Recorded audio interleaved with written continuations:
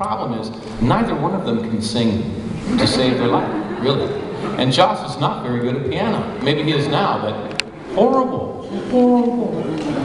And so it sounded terrible. It sounded absolutely hopeless. And I remember coming out of the dressing room and opened the door, bright sunlight, you know, and everyone else is coming out into the bright sunlight with the same look on their face, like, what did you, what is this? You know, we had no. So we spent a long time trying to talk Joss out of it. And I remember somebody saying, look, just have me juggle chainsaws. I'll juggle real chainsaws before I want to do this. You are flushing my career. I've been working on my career since I was 5 years old, and you're just going to convince everybody that I'm an idiot. You know? And they were right, really. They were hired to be a certain kind of actor. One camera, dramatic, comedic actor. Not a musical comedy, a musical actor. So, we all tried to talk him out of it. Tony Head and I were pretty comfortable because we were already singing professionally, or publicly anyway. And, but everyone else was freaking out, but Joss would not be talked out of it. You can't talk that man out of anything. And so, at some point we all figured out that we were going to have to do it. And at that point, the whole cast really got serious, started hiring, you know, dance people to come in and teach us how to do that. Singing coaches started filing through, and everybody really got down to work, and it worked out. And so I was really proud of us as a company that we got courageous and didn't whine and got to it, you know? It was awesome. Thank you. Now, James, you mentioned the Clash and Sex Pistols. Now, as far as musically and in the acting field, do you have influences, people that have inspired you to do what you do, musically and acting? Yeah. I would say my inspirations musically would be Kurt Cobain for chords. He has a way of, like if you look at Kurt's chords on the fretboard, it's always in an X. He'll go A, C, wait a minute. A, C, G, E. In a kind of an X on the board. And if you do that, you get really cool combinations. So I always kind of go back to that. I would like to try to be more like Joni Mitchell, with putting more complex and interesting chords on top. And some good intervals in the melody.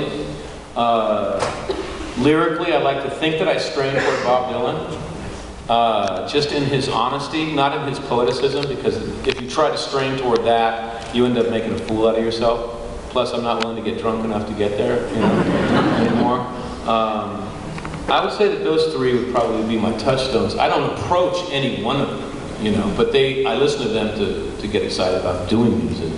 As far as acting, for film acting, when I was in high school, I had a picture of John Savage in Deer Hunter with the gun up to his head. Don't make me do it, fucking no, like that. And I wanted to know, as a young theater actor, it was really mysterious to me how an actor could get to that place and it'd be so believable. And I told myself, I'm going to find out, at least figure out how it was done, if not be able to do it myself. And I always wanted to be that honest and that raw at least once.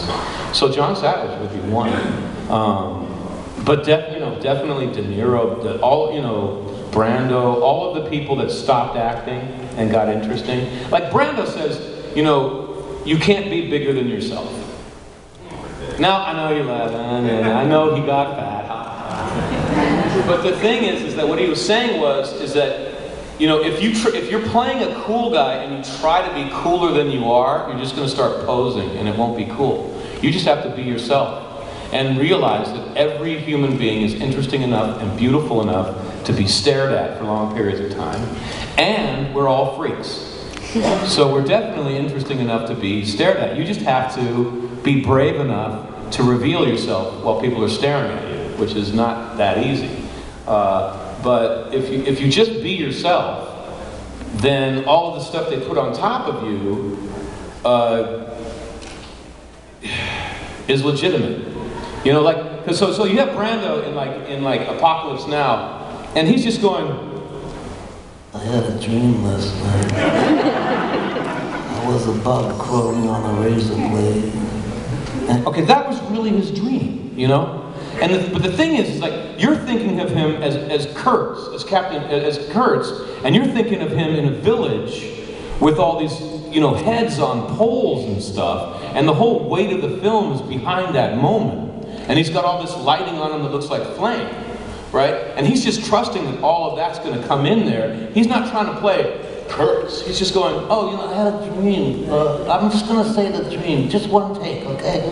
And he just does that, and it's real. It's really him. And it just comes, the combination between him being his real freak self and the story makes for, like, one of my favorite moments on film. So that's kind of where I'm at. We have